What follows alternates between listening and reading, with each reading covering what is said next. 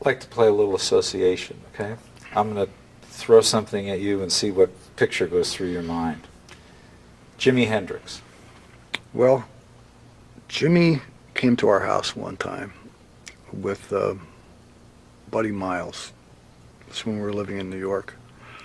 And they walk in, said hello. Buddy sat on the sofa and immediately passed out and was snoring. And shortly thereafter, Jimmy, who was wearing green velvet pants, demonstrated some sort of intricate dance step and ripped the inside of his pants, and Gail had to sew them back up for him. And then, as they were ready to leave, Jimmy woke up Buddy Miles, and he said, "Goodbye, Frank," and they went out the door. Your thoughts about his music? I had written in articles at that time that I thought what should be done, since he wasn't musically literate, he couldn't write it down himself, that he should be put in some sort of working relationship with somebody who could write his ideas and have them scored for instruments other than the electric guitar. And I think that would have been something worthwhile to do, but he was too busy doing other things to ever sit down and take that approach.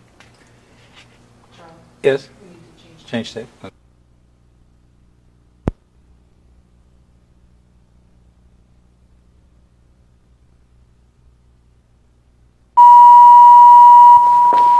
Actually, the thing about everybody thought it was a jerk, learned how to manipulate the media in 1920 and won easily. Mm-hmm. Easily. So it could be done. Yeah, well, there's another unfortunate example of that kind of technique, which was Huey Long. Oh, yeah, he used the media. Yeah, but also being neither Republican nor Democrat. Right, so, he got the attention. Go back to the 60s for a minute. 1968, the assassination of Martin Luther King. And I appreciate if you could use their names in the answers, your memories. Yes, I remember when Martin Luther King was assassinated, and it was just another one of those things that made me worry about the sanity of the people in this country and the sanity of the policies and why something like that should have to happen. Any kind of an assassination, it's just so pew. And that was April. And then in June, Bobby Kennedy is assassinated. Yeah, it looked like a trend, didn't it? Maybe using the Kennedy assassination. That's an interesting answer. Well, then you get the Bobby Kennedy assassination, and it starts to look like a trend.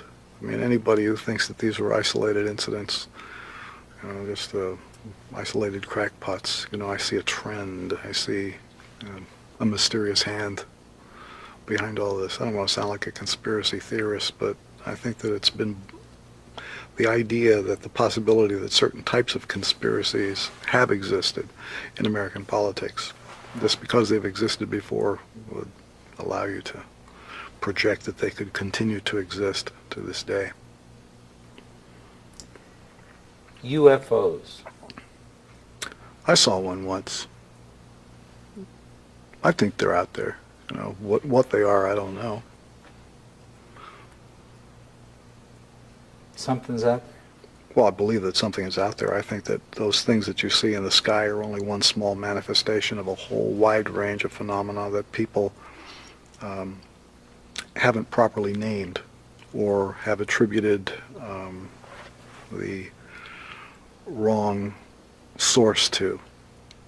To automatically assume that everything is the work of an extraterrestrial intelligence, I think, would be a mistake. To automatically assume that things that you can't understand are supernatural occurrences, I think that's a mistake. I think that because physics as a science is so imperfect, that we may discover eventually that some of the more baffling things that we experience as phenomenon will later be described in very precise terms using tools which we don't have now, but which will be developed later to give more rational explanations for stuff that is too scary. Should we be reaching to connect to other planets, other civilizations, other beings? I think that the idea of space exploration is worthwhile, but I think that to pursue it just because we want to connect with a race of superior beings with this, superior intellect who will then come down and bestow wisdom on this particular race is a mistake. If there is such a species out there, if they really were smart, they wouldn't have anything to do with us. Because the only thing that the human species can do perfectly is make a mess out of stuff. I mean, it's so easy for anything that is a human organism to just cause destruction because we have this ability to invent destructive things and on a scale that no animal or other organism would be able to do. We can project the worst part of our nature over such vast areas because we have the ability to do that. So I should think that if we ever connected with a superior intelligence someplace, he would probably do the rest of the universe a favor by blotting out all human life on this planet as quickly as possible before we get so skillful that we can spread the bad things that we do to other environments. So maybe the best thing is to find these people, because we'll spend a lot of money and we'll go out there and we'll get the superior intelligence and think that he's going to help us out, and he will, just by blowing us up. 1969, Man on the Moon. I watched that. I watched The Man on the Moon on a little screen this big on this cheesy little TV set in my kitchen. And the picture was bad enough if you saw it on a good set, but you can imagine what it looked like on this little thing. But it was still very exciting. I thought it was great that we were able to do it. And it's unfortunate that all the governmental policies that we are reaping today have put this country into an economic state where it is not likely we are going to experience any scientific extravaganza of that magnitude for a long time to come. Man on the Moon costs a lot of money, but it did put a lot of people to work, and it did make the country feel special for a minute. I thought it was a good thing. NASA now is, for the first time, talking about sending civilians, journalists, and others into space, non-astronauts. The Japanese actually just went up with the Soviets. Could you see yourself in that role? No, because I don't like being nauseous. And when I think of space flight, the only thing I think of is nausea. I would rather watch it on television. Woodstock. A lot of mud. There was a lot of mud at Woodstock. We were invited to play there. We turned it down. I thought that it was fabulous that it occurred. I think that it was an important social event in the social history of the United States. It was important. Musically, phooey. Big change in your lifetime, the sexual revolution. Well, the sexual revolution was another one of those things that I would put in the same category with the social scene in Los Angeles that took a long time before the national media discovered it. Because part of what was going on in Hollywood at the time that Vito and that crowd were running around, you could easily categorize that as a full-blown sexual revolution. I mean, Los Angeles was a fantastic place to get laid in. Plenty of variety, and, it was great. And it was, going on long before they started talking about it in the 70s. Artistic freedom. What about that? I mean, what do you want me to say about artistic freedom, huh? Well, sexual revolution, Jimi Hendrix, artistic freedom, things that we've wrestled with in this century, in your lifetime. We've just seen a lot of it in the last year. How important is it? Well, I think it's important. I'm going to ask you to repeat what it is because I'm not on Okay. tape. Artistic freedom, well, I think it's important. The problem with artistic freedom is it's being stamped out in the United States. It's, one of those things that seems to be a high priority for the types of administrations that we've been having recently. People who are artistic have always been a threatening force to people who are dictators. And even though we call this country a democracy, it's turning out to be more and more a candy-coated dictatorship. And so it seems fairly logical that the people who would like to convert this country into a candy-coated dictatorship would do everything they could to make it impossible for people who communicate through the arts to say anything that might resemble a message like the emperor isn't wearing any clothes. That's the thing that they're most afraid of. Anybody who will say anything that equates to the emperor's not wearing any clothes, for some reason that scares the piss out of them.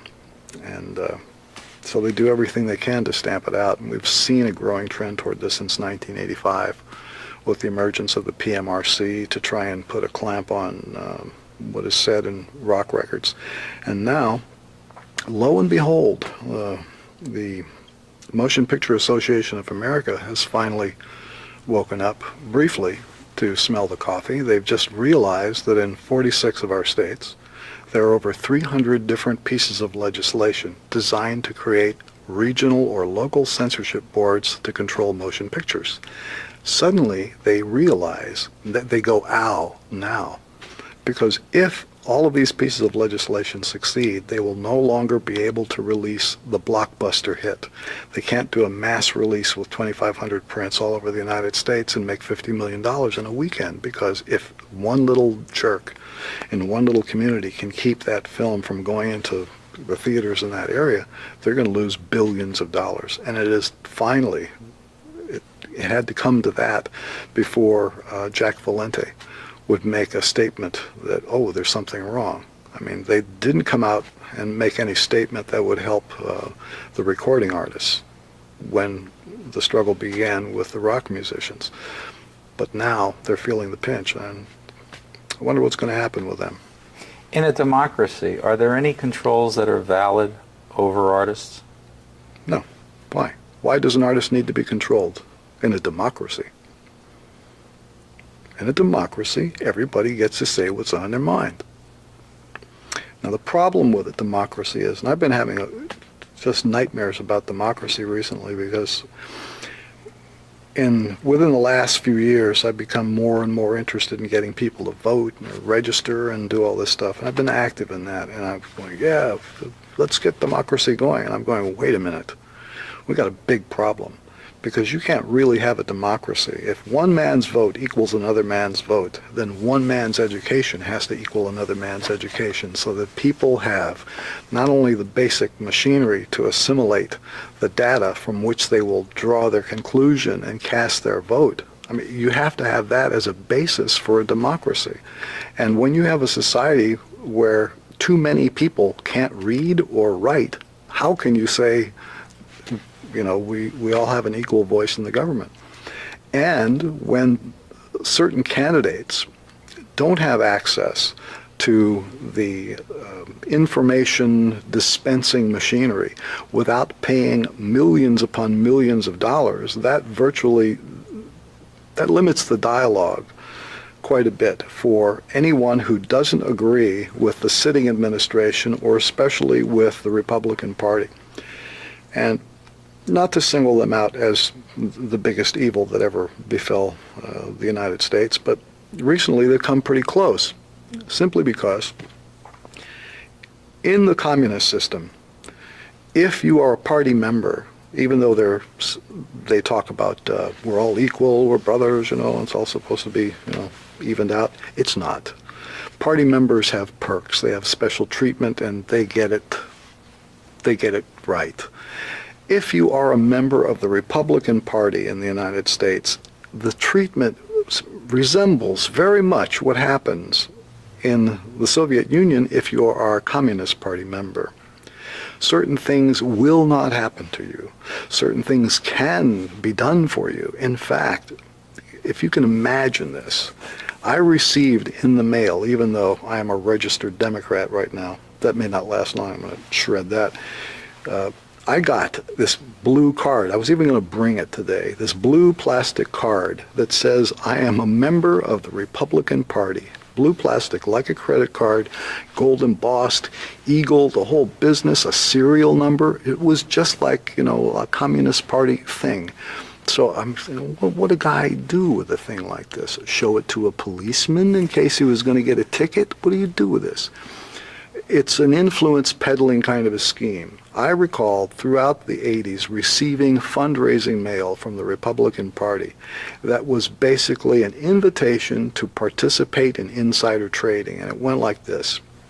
How would you like to join the California Golden Circle?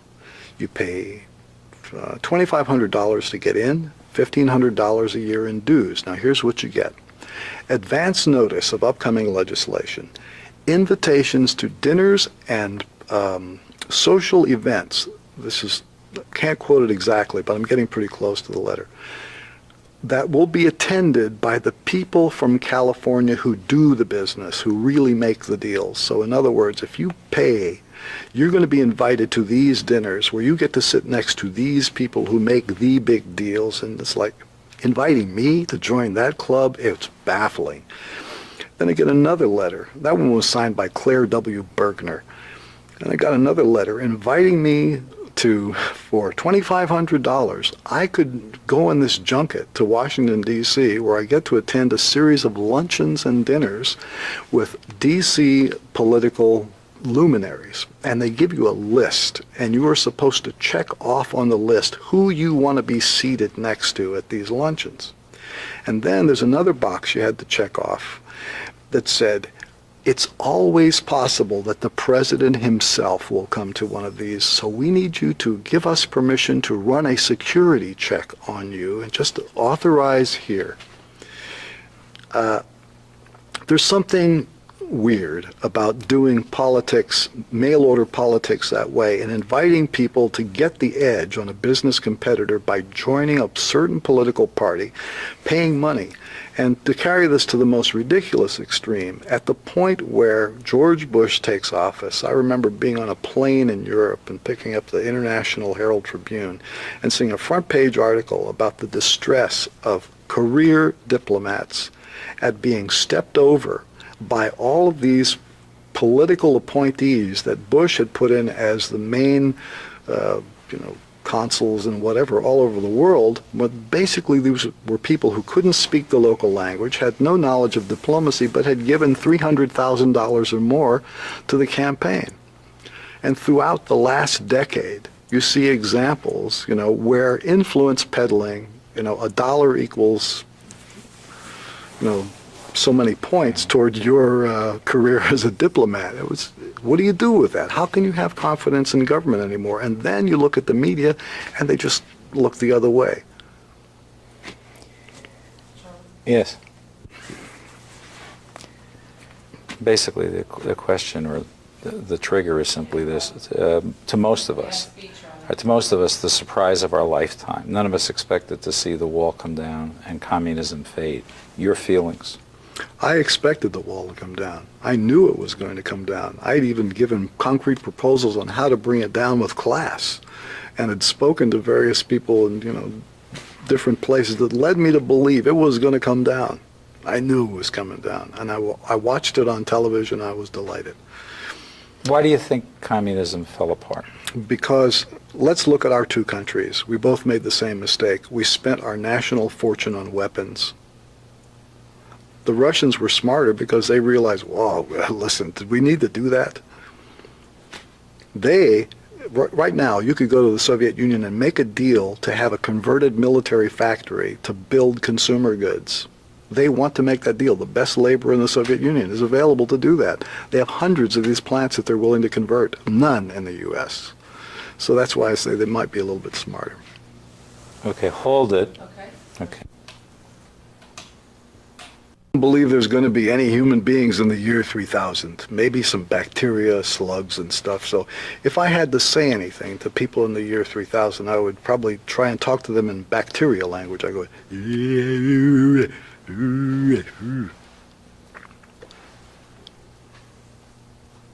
Cut. Fine.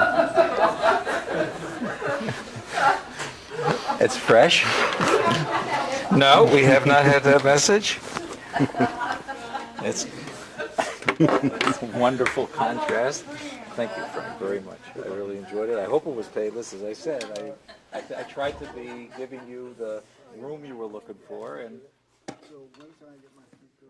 we will get you a 3/4 and.